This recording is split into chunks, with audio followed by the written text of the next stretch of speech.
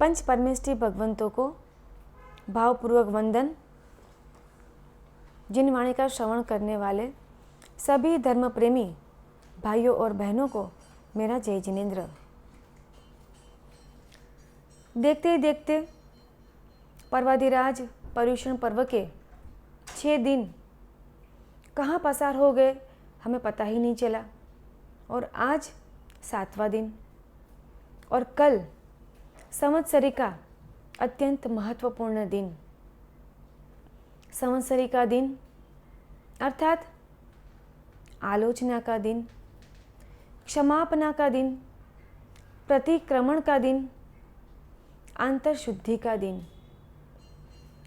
संवत्सरी के दिन में हम भावपूर्वक आलोचना कर सके, प्रतिक्रमण करने के द्वारा हम अपने अंतःकरण की शुद्धि कर सके, अपने दोषों से मुक्त हो सके, हमें अपनी गलती का एहसास हो और हम भावपूर्वक प्रायश्चित कर सके।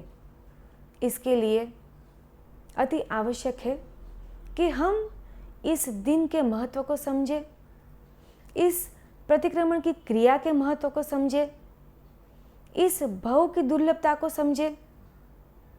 जो हमें मिला है, जब तक हमें इसकी दुर्लभता का एहसास नहीं होगा, जब तक हमें इसकी कीमत का एहसास नहीं होगा, तब तक हम कोई भी क्रिया करेंगे, कितनी भी धर्म क्रिया करेंगे, उसमें जो भाव जुड़ने चाहिए वो भाव तब तक नहीं जुड़ पाएंगे। और जो भी क्रिया हम करें, उस क्रिया में अगर भाव नहीं जुड़ेंगे, वो क्रिया अगर भाव शून्य क्रिया होगी, तो उस क्रिया से जो लाभ हमें मिलना चाहिए वो लाभ हमें नहीं मिल पाएगा। इसीलिए आवश्यक है कि हम उसके महत्व को समझें, उसकी दुर्लभता को समझे। उत्तराधीन सूत्र में परमात्मा महावीर ने कहा, चत्तारी परमंगाणी दुल्लहाणीय जंतुणो माणु सत्तम सुई सद्धा संजममीय वीरियम। इसका अर्थ करते हुए परमात्मा ने कहा कि इस संसार में 4 बोल अत्यंत दुर्लभ है। सबसे पहले मनुष्य भव की प्राप्ति होना।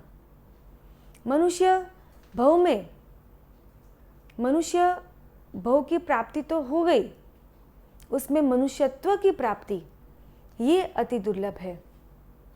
मनुष्यत्व की प्राप्ति हो जाती है, लेकिन उसके बाद जिन वाणी का श्रवण ये उससे भी ज़्यादा दुर्लभ है। जिन वाणी का श्रवण भी हमें मिल गया, लेकिन उस परमात्मा की वाणी पर श्रद्धा होना ये उससे भी अधिक दुर्लभ है। चलिए, श्रद्धा भी हो गई, परमात्मा की वाणी हमें सत्य भी लगती है, लेकिन उस अनुसार आचरण करना ये उससे भी अधिक दुर्लभ बताया गया है। तो सबसे पहली दुर्लभता जो हमें बताई वो क्या बताई? मनुष्य भव की दुर्लभता। एक दिन एक चरवाहा जंगल में घूम रहा था, जंगल में से जा रहा था और उसे रास्ते में अचानक से एक रत्न मिला और वो चरवाहा उस रत्न के साथ खेल रहा था। उस रत्न को कई बार उछाल रहा था, वापस उसे पकड़ रहा था। इस प्रकार उछलते उछलते ऐसा हुआ कि वो रत्न पास के कुएं में जा गिरा।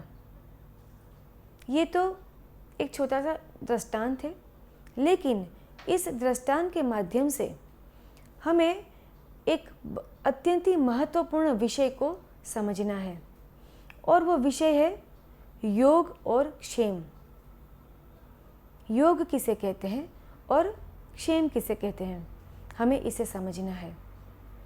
योग के कई सारे अर्थ हैं, जैसे कि हम सब जानते हैं आसान, जो हम प्राणायाम करते हैं, जो हम आसन आदि की क्रियाएं करते हैं, ये सब क्या है? योग है।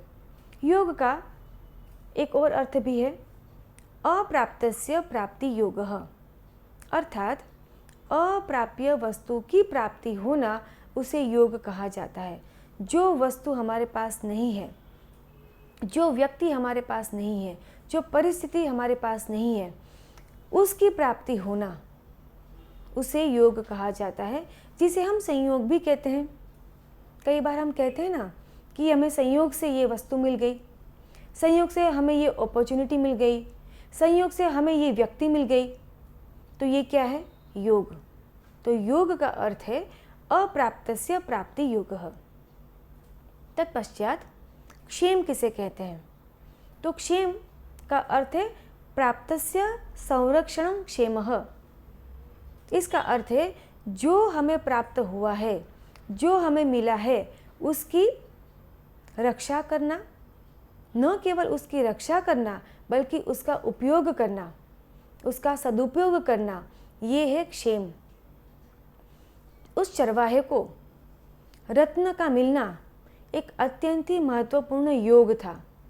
योग से उसे उस रत्न की प्राप्ति हो गई, लेकिन वो चरवाहा न उसकी रक्षा कर पाया, ना ही उसका उपयोग कर पाया। फलस्वरूप वो दरिद्र का दरिद्र ही रह गया। धन की प्राप्ति ये कोई बड़ी बात नहीं है, उसकी रक्षा करना भी हम सब जानते हैं, उसका उपयोग भी हम सब करते हैं, लेकिन उसका सदुपयोग करना ये अत्यंत महत्वपूर्ण बात है। इस अनंत संसार परिभ्रमण की यात्रा में अनेक बार हमें मनुष्य भव मिला, अनेक बार हम धनवान बने, अनेक बार हम राजा बने, हम महाराजा बने, अनेक बार हमें अपार वैभव मिला, अपार संपत्ति मिली, अपार साधन सामग्री भी मिली, लेकिन उससे क्या लाभ हुआ? क्या हम आत्म विकास की साधना में आगे बढ़ पाए? नहीं। ब्रह्मदत्त चक्रवर्ती और शुभम चक्रवर्ती के पास क्या धन वैभव की कमी थी?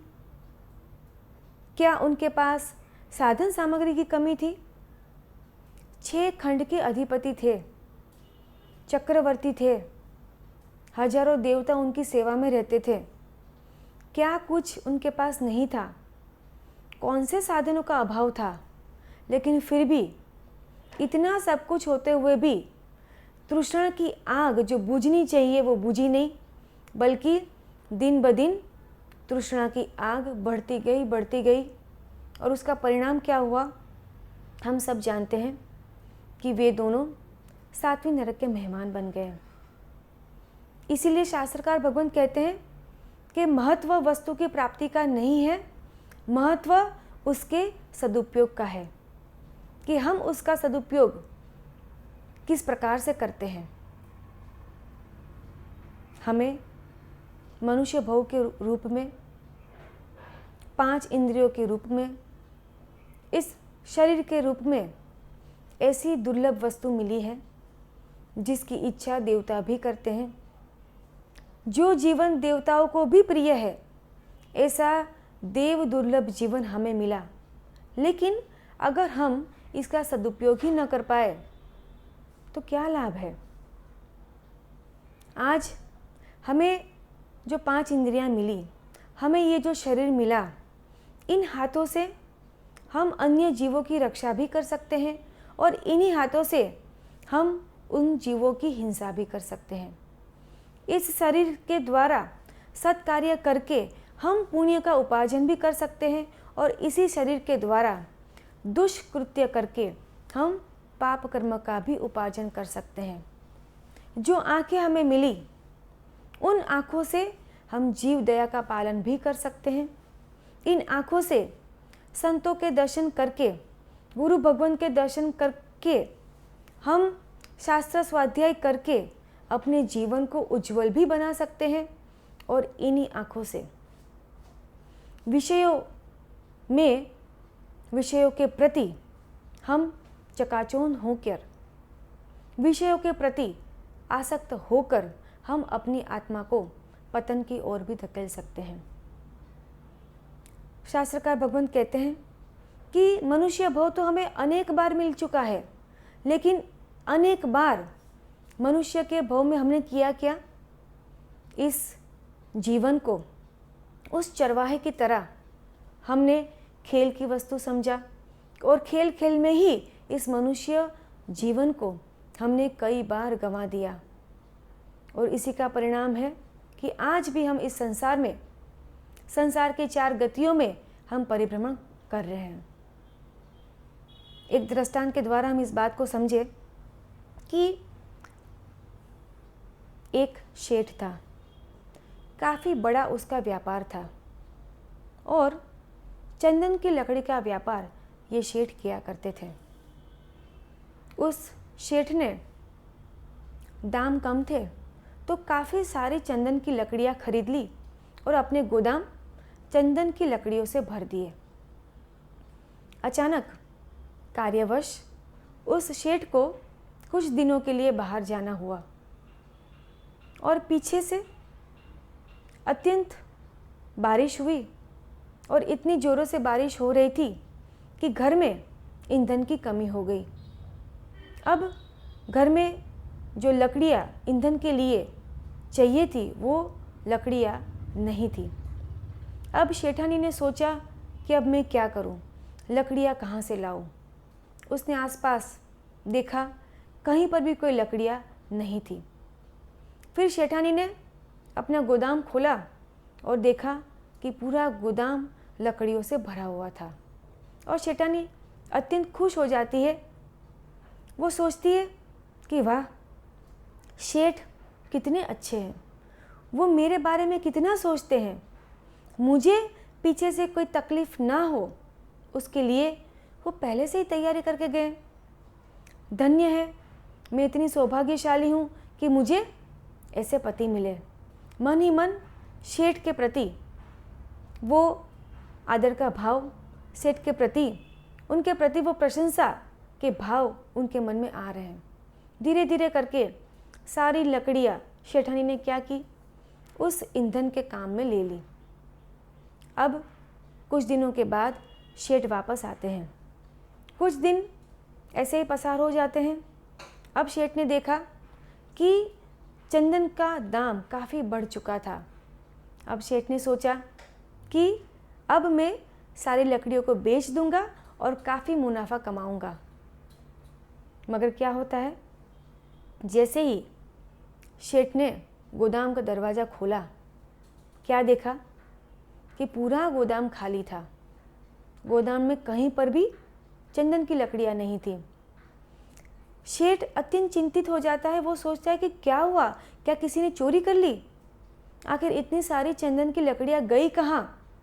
जब शेठ ने सेठानी से पूछा तब सेठानी ने कहा कि देखिए, चंदन बंदन मैं कुछ नहीं जानती, मुझे तो ईंधन के लिए लकड़ियों की आवश्यकता थी तो मैंने ये सारी लकड़ियाँ ईंधन के काम में ले ली। अब बताइए, शेठ अपना माथा कूट रहा है। सेठ मन में सोचता है कि अब मैं इसे कैसे बताऊं कि जिस चंदन की लकड़ी से लाखों का मुनाफा हो सकता था, और इतना ही नहीं, जो चंदन की लकड़ियाँ औषध की रूप में कई व्यक्तियों को काम में आ सकती थी, ऐसी लकड़ियों को जलाकर राख कर देना क्या कोई समझदारी है? शास्त्रकार भगवान कहते हैं, ठीक उसी प्रकार जो शरीर हमें मिला है, जो जीवन हमें मिला है, जिस शरीर से संसार का सर्वश्रेष्ठ पद मुक्ति की प्राप्ति हो सकती है, उस शरीर को और उस जीवन, जिस जीवन से जगत का मंगल कल्याण हो सकता है, ऐसे जीवन को कीड़ों मकोड़ों की तरह यूं ही बर्बाद कर देना, खेल खेल में इस जीवन को गंवा देना, क्या ये कोई समझदारी है? क्या अंतर है हमारे में और उस शेठानी में? हम भी क्या कर रहे हैं? इस मनुष्य जीवन के साथ हम क्या कर रहे हैं? जो जीवन हमें मिला, जो जीवन अत्यंत दुर्लभ है, और इतना ही नहीं, मनुष्य जीवन की दुर्लभता को बताते हुए शास्त्रकार भगवंत एक दृष्टांत देते हैं कि एक वृद्ध स्त्री है और उस वृद्ध स्त्री जिसकी आँखें कमज़ोर है, जिसको आँखों से इतना स्पष्ट दिखाई नहीं देता, उस वृद्ध स्त्री के सामने अनाज का ढेर कर दिया जाए और उस अनाज में कौन सा अनाज, समझ लीजिए कि गेहूं के दाने का ढेर उसके सामने कर दिया जाए, और कितना ढेर, अत्यंत ऊंचा ढेर उसके सामने कर दिया जाए और उसमें केवल कुछ दाने सरसों के डाल दिए जाए। फिर उस वृद्ध स्त्री जिसका शरीर ध्रुजता है, जो बीमार है, जिसकी आंखें कमज़ोर है, जो ठीक से देख नहीं पाती है, उस वृद्ध स्त्री से कहा जाए कि इसमें से तुम्हें सरसों के दाने चुनने हैं। क्या ये कार्य करना उस वृद्ध स्त्री के लिए आसान होगा? नहीं। जितना इस कार्य को करना उस स्त्री के लिए दुर्लभ है, उससे भी अनेक गुना दुर्लभ इस मनुष्य भव की प्राप्ति है। कहने का तात्पर्य यह है कि एक बार मनुष्य भव जब हाथ से निकल जाता है, तब अनंत अनंत भव तक तिर्यंज के भवों की यात्रा चलती है और कितने सारे भव कष्ट सहन करने के बाद न जाने कब इस आत्मा को मनुष्य भव की प्राप्ति होती है। तो मनुष्य भव इतना दुर्लभ शास्त्रकार भगवंतों ने हमें बताया है, और शास्त्रकार भगवंत हमें कहते हैं कि ये जो दुर्लभ मनुष्य भव है, अगर हम उसका सदुपयोग नहीं करते हैं तो उसका परिणाम क्या होगा, इसके बारे में हमें सोचना है। क्योंकि कर्म सत्ता का नियम है कि पुण्य के उदय से जो हमें प्राप्त हुआ है, अगर हम उसका सदुपयोग नहीं करते हैं तो हमें अपेक्षा नहीं रखनी है कि अगले जन्म में वो हमें वस्तु मिलेगी। एक बार एक युवान अत्यंत दरिद्र अवस्था में उसका जीवन बीत रहा था। वो कुछ व्यापार करना चाहता था और अपने जीवन को सेटल करना चाहता था, लेकिन परेशानी ये थी कि व्यापार करने के लिए उसके पास पर्याप्त धनराशि नहीं थी। उसने सोचा, इस नगर के जो शेठ है वो अत्यंत धनी है, क्यों ना मैं इस शेठ के पास जाऊं और उनसे कुछ पैसे की मदद लूं। शेठ के पास जाता है और शेठ से कहता है कि मैं व्यापार करना चाहता हूं, इसलिए मुझे धन की आवश्यकता है। जैसे ही मेरा व्यापार अच्छा चलना शुरू हो जाएगा, मैं आपको आपकी धनराशि वापस दे दूंगा। शेठ भी काफ़ी दयालु थे। शेठ ने सोचा कि एक युवान अगर लाइफ में सेटल होना चाहता है, अपने जीवन में आगे बढ़ना चाहता है और उसके लिए उसे धन की आवश्यकता है, अगर मैंने उसे धन नहीं दिया तो हो सकता है कि वो गलत रास्ते पे चला जाए और अपने जीवन को बर्बाद कर दे। उससे अच्छा क्यों न धन देकर मैं उसके जीवन को सुधार दूँ, उसके जीवन को संवार दूँ। जितनी धनराशि उस युवक को चाहिए थी, शेठ ने उतनी धनराशि उसे दे दी। अब उस युवक ने सोचा कि मुझे जितनी आवश्यकता थी उससे अधिक धन मुझे मिल गया है, तो क्यों ना इतने वर्षों तक मैंने गरीबी में जीवन बिताया, तो क्यों ना ये जो थोड़ी सी राशि है उससे मैं मौज मस्ती करूं, जीवन का आनंद उसका मैं भोग करूं। तो क्यों ना कहीं मैं घूमने जाऊं, फिरने जाऊं और मौज मस्ती करूं। तो थोड़ी धनराशि उसने व्यापार में लगाई और थोड़ी धनराशि उसने क्या की, मौज मस्ती में उड़ा दी। और जो थोड़ी धनराशि से वो व्यापार करना चाहता था, उसने क्या सोचा कि अगर मैं कोई व्यापार करने जाऊंगा तो पता नहीं उसमें मुझे सफलता मिले ना मिले, मुझे तो क्या करना है कि तुरंत मुझे तो धनवान बनना है। उसने अपना सारा पैसा शेयर मार्केट में लगा दिया। उसने सोचा कि मैं इससे दुगना कर लूँगा, लेकिन उसका सारा पैसा डूब गया। और वापस जहाँ था वहाँ आ गया। अब उसने सोचा कि दोबारा मैं जाऊँ सेठ के पास, और दोबारा वो सेठ के पास जाता है और सेठ से कहा कि मैंने बिज़नेस तो किया था लेकिन मुझे उसमें घाटा हो गया और मेरा जो था सारा पैसा उसमें डूब गया। और सेठ दयालु थे, सेठ ने वापस दोबारा उसे धनराशि दी।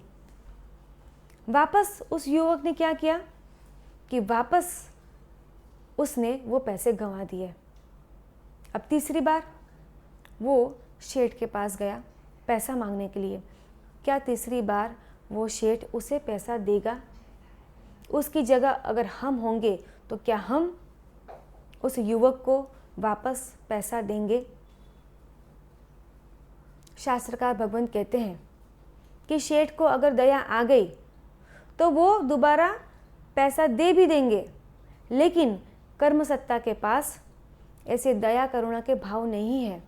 कर्मसत्ता का जो नियम है वो अटल नियम है कि पुण्य के उदय से जो हमें मिला है अगर हम उसका सदुपयोग नहीं करते हैं तो वो चीज़ हमें वापस दोबारा नहीं मिलती।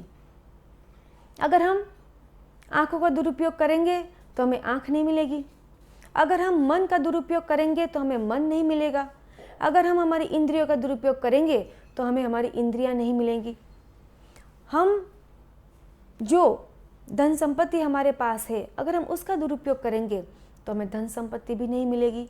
तो जो चीज़ हमारे पास है अगर हम इसका दुरुपयोग करेंगे तो हमें वो वापस नहीं मिलने वाली।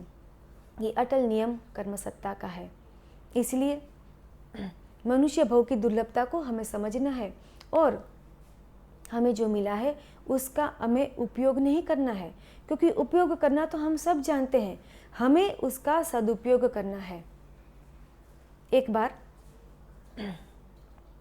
राजा विक्रमादित्य उज्जैनी नगरी के राजमार्ग से उसकी सवारी निकल रही थी और सामने से एक और सम्राट की सवारी, जिसे शोभा यात्रा कह सकते हैं, तो उस सम्राट की शोभा यात्रा सामने से निकल रही थी।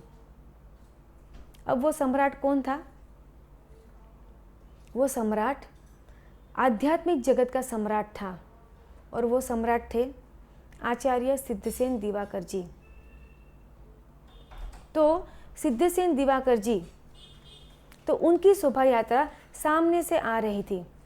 वो सर्वज्ञ तो नहीं थे लेकिन सर्वज्ञ पुत्र के समान थे, उनको सब सर्वज्ञ पुत्र कहते थे और उस मार्ग पर सर्वज्ञ पुत्र की जय जयकार हो, इस प्रकार के नारे वहाँ पे गूंज रहे थे। विक्रमादित्य जो राजा था वो उनको संतों के प्रति, मुनि भगवंतों के प्रति अत्यंत आदर का भाव था, बहुमान का भाव था, भक्ति का भाव था। इसलिए तुरंत ही उन्होंने क्या किया कि वो जो राजमार्ग था वो उस मुनि भगवंत के लिए खाली कर दिया। लेकिन विक्रमादित्य राजा के मन में उनकी परीक्षा लेने की भावना जगी। उन्होंने सोचा कि सब लोग इन्हें सर्वज्ञ पुत्र कहते हैं तो क्यों ना मैं इनकी परीक्षा लूँ, क्यों ना मैं ये जानने का प्रयत्न करूँ कि ये मेरे मन के भावों को जानने में समर्थ है कि नहीं है। इसलिए राजा ने क्या किया? राजा ने मन से इस आचार्य भगवंत को वंदन किया। उन्होंने न अपने हाथ जोड़े न ही अपना सिर झुकाया, बल्कि मन से उन्होंने इस राजा को वंदन किया। जैसे ही राजा ने उनको वंदन किया, तुरंत ही आचार्य सिद्धसेन दिवाकर जी ने क्या किया? उनको धर्मलाभ का आशीर्वाद दिया। और राजा को अत्यंत आश्चर्य हुआ। राजा ने सोचा कि इस आचार्य भगवान ने मेरे मन की बात किस प्रकार से जान ली। तब आचार्य सिद्धसेन दिवाकर जी ने कहा कि राजन, भले ही तुम्हारे हाथ नहीं जुड़े, भले ही तुम्हारा सिर नहीं झुका, लेकिन मन से तुमने मुझे वंदन किया, भाव से तुमने मुझे वंदन किया, भाव से तुम्हारे हाथ भी जुड़े और तुम्हारा सिर भी झुका। इसीलिए मैंने तुम्हें धर्म लाभ का आशीर्वाद दिया। अब राजा ने प्रश्न किया आचार्य जी से कि आपने मुझे धर्म लाभ का आशीर्वाद क्यों दिया? आप मुझे ऐसा भी कह सकते थे कि दीर्घायु हो, इस प्रकार का भी तो आशीर्वाद दे सकते थे। आप मुझे धनवान हो, ऐसा भी आशीर्वाद दे सकते थे। आप मुझे पुत्रवान हो, ऐसा भी आशीर्वाद दे सकते थे। आपने मुझे धर्म लाभ क्यों दिया? धर्म से मुझे क्या लाभ होगा? धर्म लाभ का आशीर्वाद, उससे मुझे फ़ायदा क्या होगा? ऐसा आशीर्वाद लेकर मैं क्या करूं? तो आपको तो मुझे इस प्रकार का आशीर्वाद देना चाहिए था कि तुम धनवान बनो, तुम पुत्रवान बनो, तुम दीर्घायु बनो। तब आचार्य भगवान ने कहा कि समझ लो कि मैं तुम्हें दीर्घायु बनने का आशीर्वाद दूं, मगर उससे क्या फ़ायदा होगा? लंबे समय तक जीकर तुम ऐसा क्या कर लोगे? सोचो कि देवता और नारकी, उनका आयुष्य कितना लंबा होता है। सागरोपम तक उनका आयुष्य होता है, उतने उतने सालों तक वो जीवित रहते हैं। लेकिन ऐसे जीवन से क्या फ़ायदा? युगलिक के जीवन को देखो कि युगलिक का जो जीवन है, वहाँ के जो मनुष्य है, कितना उनका आयुष्य होता है। तो ऐसे आयुष्य से क्या उनको कोई लाभ हुआ? क्या लाभ होता है? क्या आत्मिक विकास की साधना में वो आगे बढ़ सकते हैं? अगर मैं तुम्हें दीर्घायु का आशीर्वाद दे भी दूँ तो लंबा जीकर तुम करोगे क्या? तुम 2, 4, 5 युद्ध और अधिक करोगे, अपने राज्य की सीमा को और बढ़ाओगे, और पंचेंद्रिय जीवों की हिंसा करोगे, और हिंसा के द्वारा तुम्हारे जीवन को क्या कोई लाभ होगा कि नुकसान ही होगा? तो दीर्घायु बन के तुम करोगे क्या? इसलिए मैंने दीर्घायु का आशीर्वाद तुम्हें नहीं दिया। अब तुमने कहा कि पुत्रवान देने का आशीर्वाद देते, तो ये बताओ मुझे कि बच्चों की अधिक संख्या क्या किसी को भी सुखी करने में समर्थ है? पशु पक्षी के इतने सारे बच्चे होते हैं तो क्या वे सुखी हैं? मनुष्य के भी इतने सारे बच्चे होते हैं तो क्या वो मनुष्य सुखी हो जाता है? कौन से बच्चे किसको स्वर्ग में पहुंचाते हैं? क्या बच्चों की अधिक संख्या आत्मिक विकास की साधना में सहायक बनती है? अरे बच्चों में ही जीवन उलझा हुआ रह जाता है। व्यक्ति आत्मिक विकास की साधना के लिए क्या करे, क्या पुरुषार्थ करे? बच्चों की परवरिश में ही वो उसका जीवन इतना उलझ जाता है कि मुझे आत्म कल्याण के मार्ग पर आगे बढ़ना है, ऐसा विचार ही उसके मन में उत्पन्न नहीं होता है। तो क्या करोगे पुत्रवान का आशीर्वाद लेकर?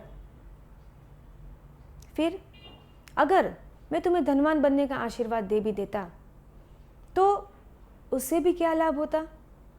क्या तुम्हारे पास कम धन संपत्ति है? क्या तुम्हारे पास कम राज्य है?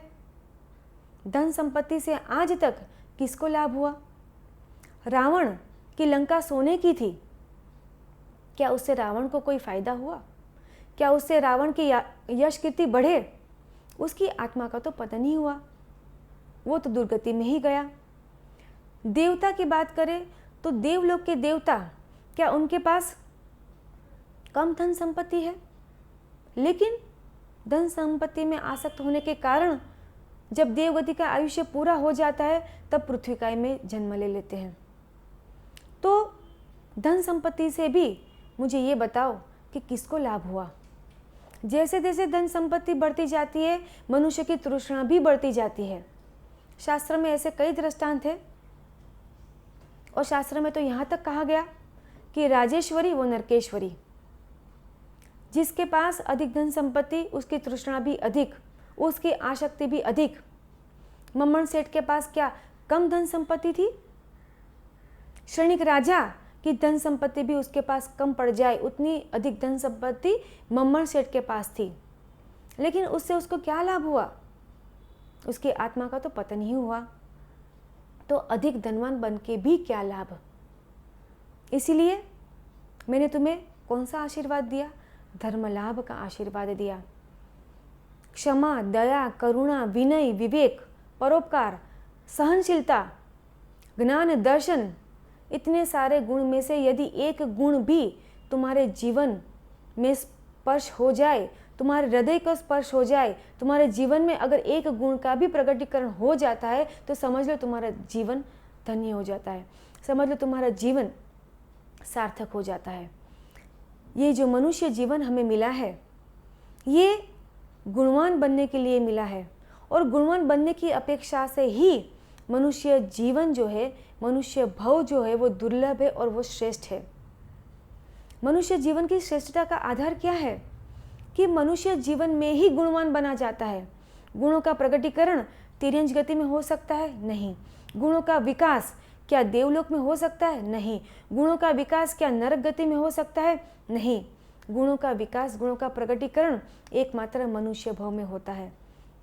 तो मनुष्य भव की जो सार्थकता है वो गुणवान बनने में है, ना कि दीर्घायु होने में, ना कि धनवान बनने में, और ना कि पुत्रवान बनने में।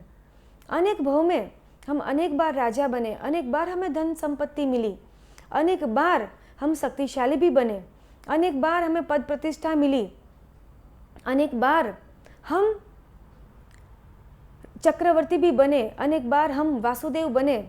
हम क्या कुछ नहीं बने, लेकिन हम गुणवान नहीं बने। हमें अनेक बार सुंदरता की भी प्राप्ति हुई, लेकिन हम गुणवान नहीं बने। इसीलिए गुणवान बनना ये अत्यंत दुर्लभ है। तो इसीलिए मैंने तुम्हें धर्मलाभ का आशीर्वाद दिया ताकि तुम गुणवान बनो। इसलिए गुणवान का महत्व है, गुणों का जीवन में महत्व है। इसलिए गुणों के महत्व को हमें समझना है। हम धन संपत्ति के पीछे भागते रहते हैं, उसी में हमारा जीवन पूरा हो जाता है, लेकिन आज तक हमने गुणवान बनने के लिए प्रयत्न नहीं किया। तो इस मनुष्य भव में, इस पर्युषण पर्व के दिनों में हमें गुणवान बनने के लिए प्रयत्न करना है। हमें गुणों के महत्व को समझना है, और गुणों के महत्व को समझाते हुए ठाणांग सूत्र में 4 प्रकार के दृष्टांत दिए, 4 प्रकार के फूलों के विषय में हमें समझाया कि पहले प्रकार के जो फूल होते हैं वो कैसे होते हैं कि पहले प्रकार के फूल सुगंधित होते हैं और साथ में उसमें सुंदरता भी होती है। दूसरे प्रकार के जो फूल होते हैं उसमें सुगंध होती है लेकिन सुंदरता नहीं होती। तीसरे प्रकार के जो फूल है उसमें सुगंध नहीं होती लेकिन सुंदरता होती है। और चौथे प्रकार के जो फूल होते हैं उसमें ना सुगंध होती है और ना ही सुंदरता होती है। ठीक उसी प्रकार 4 प्रकार के मनुष्य की बात बताई। पहले प्रकार के जो मनुष्य होते हैं उसमें सद्गुण भी है और सुंदरता भी है। दूसरे प्रकार के जो मनुष्य है उसमें सद्गुण तो है लेकिन सुंदरता नहीं है। तीसरे प्रकार के जो मनुष्य है उसमें सद्गुण का अभाव है लेकिन सुंदरता है। चौथे प्रकार के जो मनुष्य है उसमें ना सद्गुण है और ना ही सुंदरता है। जिस प्रकार पहले 2 प्रकार के जो फूल है उसकी प्रशंसा होती है, उसकी डिमांड होती है, जगत में उसको लोग इच्छा करते हैं उस प्रकार के फूलों की। क्यों? क्योंकि वो सुगंधित है। ठीक उसी प्रकार पहले 2 प्रकार के मनुष्य है, उस मनुष्य की कीमत इस पृथ्वी पर की जाती है। ऐसे मनुष्य का आदर किया जाता है, सम्मान किया जाता है जो सद्गुणों से युक्त है। और तीसरे और चौथे प्रकार के फूलों की कोई कीमत नहीं होती। उसी प्रकार तीसरे और चौथे प्रकार के मनुष्य की भी इस पृथ्वी पर कोई कीमत नहीं होती, कारण उसके भीतर में सद्गुणों का अभाव है। इससे यह स्पष्ट होता है कि जीवन में गुणों का मूल्य कितना है। जिसके जीवन में गुण नहीं है, गुणों का अभाव है, उसका जीवन कैसा है? बिना आत्मा के शरीर जैसा। जिस प्रकार बिना आत्मा के शरीर का कोई मूल्य नहीं है, कोई व्यक्ति का मृत शरीर पड़ा है उसका कोई मूल्य है क्या? उस मृत शरीर को, बिना आत्मा के शरीर को कोई एक दिन के लिए भी अपने घर में रखना चाहेगा? नहीं। ठीक उसी प्रकार जिसके जीवन में गुणों का अभाव है उसके जीवन का भी कोई मूल्य नहीं है। जीवन की श्रेष्ठता का आधार है गुणों का विकास, गुणों का प्रकटीकरण। और पर्युषण पर्व का यही संदेश है पर्युषण पर्व हमें यही संदेश देता है कि हमें हमारे भीतर में गुणों का विकास करना है, गुणों का प्रगटीकरण करना है और उसी के लिए हमें पुरुषार्थ करना है। एक बार एक शेठ, अत्यंत धन संपत्ति के मालिक, 7 पुश्ते उनकी आराम से खा पी सके उतनी धन संपत्ति उन्होंने एकत्रित करके रखी थी। लेकिन हुआ क्या कि अचानक उस शेठ की मृत्यु हो गई। उस शेठ का एक मुनीम था और मुनीम को सारी जानकारी थी कि शेठ ने अपनी धन संपत्ति कहाँ पर रखी हुई है। परदेश से उस शेठ का पुत्र आता है और शेठ जी का जो मुनीम था, उस मुनीम ने कहा कि मैं आपको कुछ दिखाना चाहता हूँ कि आपके पिताजी ने, आपके दादा ने, आपके परदादा ने आपके लिए क्या क्या रखा हुआ है, क्या क्या वो आपके लिए छोड़ कर गए हैं। तो वो मुनीम उस पुत्र को लेकर जाता है और कहाँ लेकर जाता है? एक भोंयरे में लेकर जाता है, एक गुप्त स्थान में लेकर जाता है। और ऐसा गुप्त स्थान था कि पुत्र ने भी ऐसा गुप्त स्थान कभी देखा नहीं था। तो उस गुप्त स्थान में जैसे प्रवेश किया, मुनीम जी ने कमरा खोला और एक के बाद एक काफ़ी तिजोरियाँ वहाँ पे रखी हुई थी। पहली तिजोरी खोली जो रत्नों से भरी हुई थी, दूसरी तिजोरी खोली जिसमें सोना भरा पड़ा था, तीसरी तिजोरी खोली जिसमें चांदी भरी पड़ी थी, चौथी तिजोरी खोली उसमें कई प्रकार के आभूषण भरे पड़े थे, पांचवी तिजोरी में सारे कैश पड़ा हुआ था, धनराशि पड़ी हुई थी। इतना सब कुछ दिखाने के बाद मुनीम जी ने कहा कि ये सब कुछ केवल आपका है, आप ही इस सारी धन संपत्ति के इकलौते वारिस है। ये सब कुछ देखने के बाद भी जो पुत्र था उसके चेहरे पर कोई हाव भाव नहीं थे, कोई रिएक्शन नहीं था, कोई खुशी के भाव नहीं थे। मुनीम जी को आश्चर्य हुआ कि आखिर ऐसा क्यों। मुनीम जी ने पुत्र से कहा कि इतना सब कुछ आपके लिए है, अब आपको कोई चिंता करने की आवश्यकता नहीं है, फिर भी आपके चेहरे पर स्पष्ट रूप से चिंता दिखाई दे रही है। क्या इतना सब कुछ देखकर आपके दादा परदादा ने आपके लिए इतना कुछ किया, ये जानकर क्या आपको खुशी नहीं हो रही है? तब पुत्र ने क्या कहा, सुनने जैसी बात है। उस पुत्र ने कहा कि क्या मेरे परदादा ये सब कुछ अपने साथ लेकर जा सके? क्या मेरे दादा अपने साथ लेकर गए? क्या मेरे पिता भी ये सब कुछ अपने साथ ले जा सके? जब ये लोग अपने साथ इसमें से एक भी चीज़ नहीं ले जा सके तो क्या मैं ले जा पाऊंगा? मुझे तो ऐसी संपत्ति के लिए पुरुषार्थ करना है, मुझे वो संपत्ति चाहिए जो हमेशा मेरे साथ रहे, जो मेरे साथ अगले जन्म में मेरे साथ आए। मुझे ऐसी संपत्ति को प्राप्त करने के लिए पुरुषार्थ करना है जो नाशवंत ना हो, जो शाश्वत हो। और ऐसी संपत्ति कौन सी है? गुणों की संपत्ति। हमारे भीतर में जो गुण है, अनंत गुण जो हमारे भीतर में पड़े, उस गुणों को प्राप्त करना है। ये मेरे जीवन का लक्ष्य है। इस संपत्ति का मैं क्या करूँगा? मुझे तो गुणों की संपत्ति, ये मुझे मेरे जीवन में चाहिए। तो कहने का तात्पर्य ये है कि पर्युषण पर्व की सार्थकता, मनुष्य भव की सार्थकता किस में है? गुणवान बनने में है, धनवान बनने में नहीं है।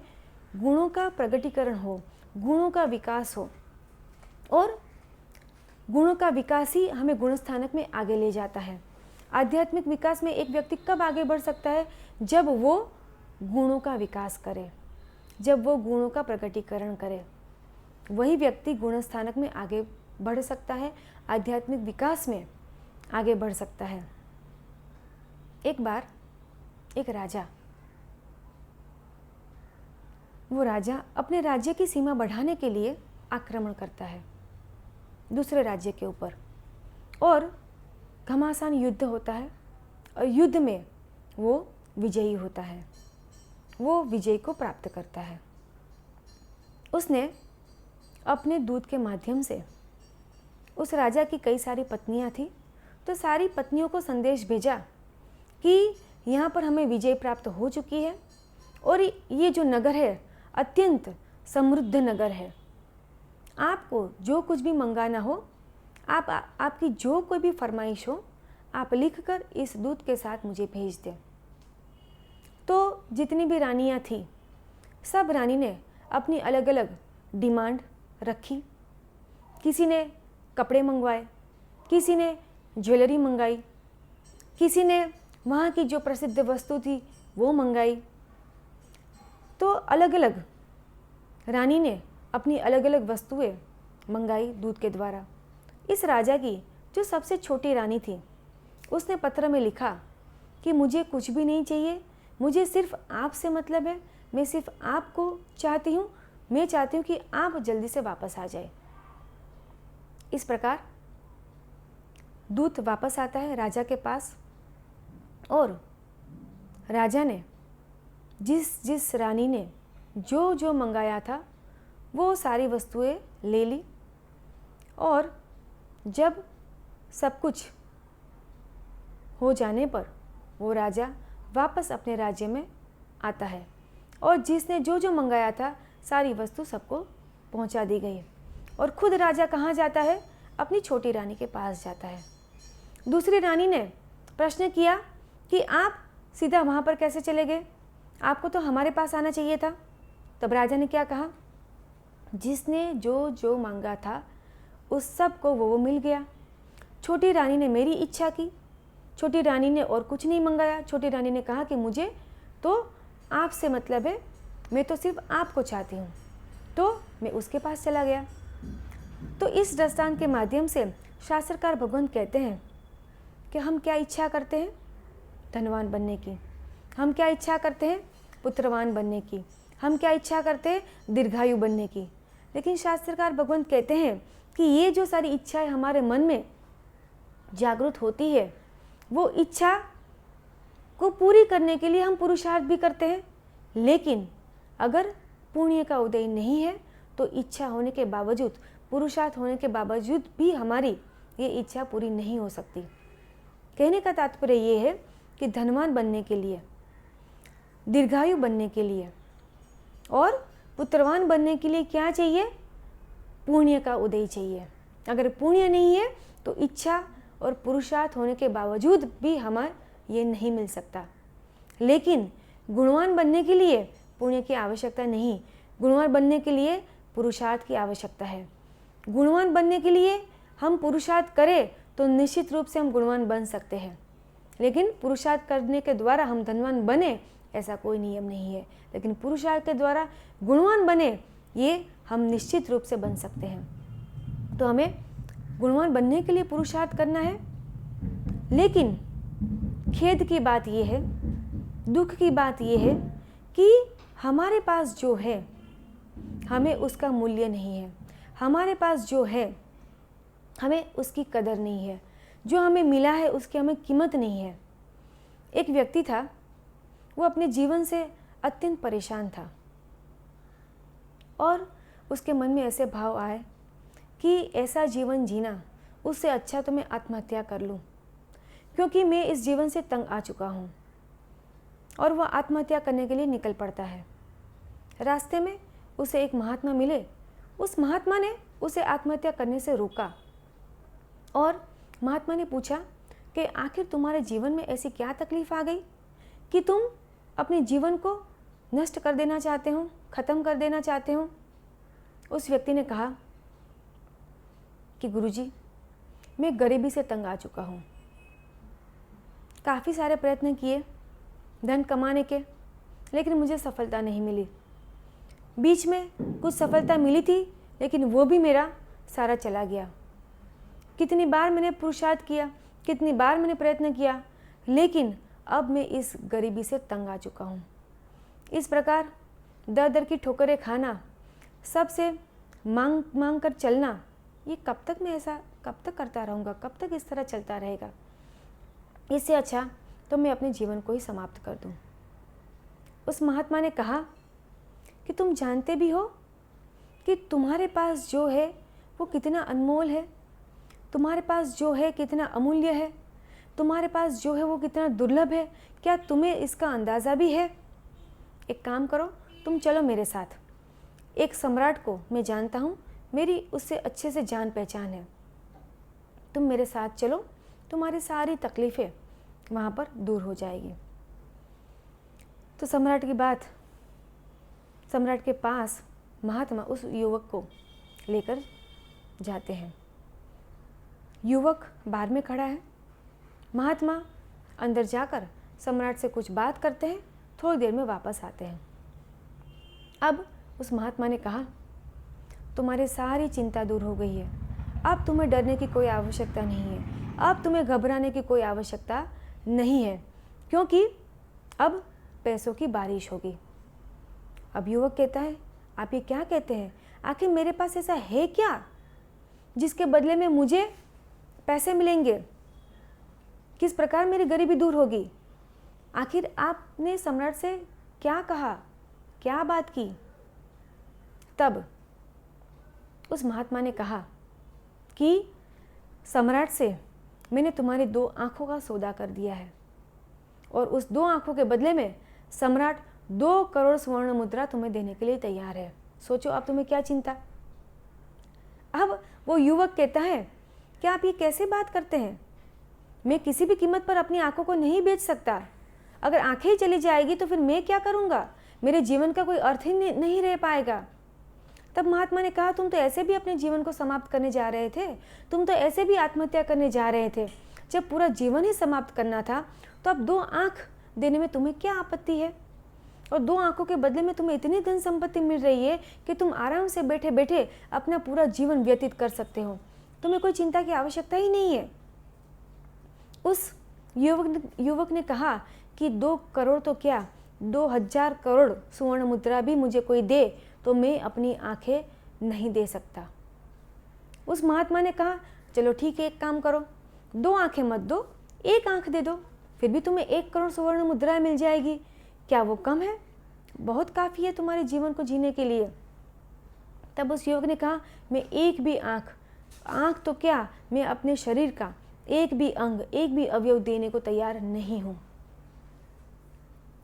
तब उस महात्मा ने उसे कहा कि हमारे पास जो है उसका मूल्य हमें तब तक नहीं होता जब तक दूसरा व्यक्ति उसे हमसे छीनने का प्रयत्न नहीं करता। तुम सोचो कि तुम्हारे पास ये जो 5 इंद्रियां है, तुम्हारे पास ये मनुष्य भव है, तुम्हारे पास ये जो जीवन है, ये कितना अनमोल है, कितना दुर्लभ है। इस जीवन से, इस शरीर से, इस इंद्रियों से जो तुम अच्छे कार्य कर सकते हो, ऐसे अच्छे कार्य क्या कोई तिर्यंज कर सकता है? पशु पक्षी कर सकता है? सोचो कि तुम अपने इस जीवन से कितने अच्छे कार्य कर सकते हो, कितनों की सेवा कर सकते हो, कितनों की मदद कर सकते हो, तुम अपनी आत्मा का कल्याण कर सकते हो। तो तुम्हें ये समझना है कि तुम्हारे पास जो है वो कितना मूल्यवान है। शास्त्रकार भगवान भी हमें यही कहते हैं कि हमें जो मिला है, जब तक हम उसके मूल्य को नहीं समझेंगे, जब तक हम उसकी दुर्लभता को नहीं समझेंगे, तब तक हम उसका सदुपयोग नहीं कर सकते। हमें ये सोचना है कि पर्युषण पर्व के पवित्र दिन चल रहे हैं, संवत्सरी का महत्वपूर्ण दिन आ रहा है, उसमें हमें संवत्सरी का प्रतिक्रमण करना है। प्रतिक्रमण कौन कर सकता है? क्या देवता प्रतिक्रमण कर सकते हैं? क्या नारकी प्रतिक्रमण कर सकते हैं? क्या तिर्यंज प्रतिक्रमण कर सकते हैं? एकमात्र मनुष्य प्रतिक्रमण कर सकता है, अपने पापों की आलोचना कर सकता है, अपने दोषों से मुक्त हो सकता है। भावपूर्वक वो अपने पापों का, अपनी गलती का एहसास करके वो भावपूर्वक प्रायश्चित कर सकता है। प्रायश्चित के द्वारा वो अपने आप को कर्मों से हल्का कर सकता है, कर्म बंधन से मुक्त हो सकता है। हम अतिमुक्त कुमार को याद करें, किस प्रकार उन्होंने भावपूर्वक प्रतिक्रमण के द्वारा अपने पापों का प्रायश्चित किया। उनसे जो पानी के जीवों की विराधना हुई, किस प्रकार उन्होंने प्रायश्चित किया और केवल ज्ञान की उन्हें प्राप्ति हुई। तो इस बार हम संवत्सरी के दिन प्रतिक्रमण करें, सिर्फ करने के लिए ना करें, हमारी ये जो क्रिया है वो द्रव्य क्रिया बनकर ना रह जाए, बल्कि इस प्रतिक्रमण की क्रिया में हमारे भाव भी जुड़े और अश्रु की धारा हमारे आँख से निकले। और इतना ही नहीं, भावपूर्वक प्रतिक्रमण के द्वारा हम अपने पापों से मुक्त हो, हम कर्मों से हल्के हो जाए और यही हमारे परुषम पर्व की सार्थकता है और यही हमें आत्मविकास के साधना में आगे बढ़ाएगा। इसी भाव के साथ जय जिनेन्द्र, जिन आज्ञा से कम अधिक विपरीत कुछ भी कहा हो तो अनंत अनंत सिद्ध केवली भगवान की साक्षी से तस्य मिच्छामि दुक्कडम। जय जिनेन्द्र। किसी के भी प्रश्न हो तो कमेंट बॉक्स में आप पूछ सकते हैं। जय जिनेन्द्र।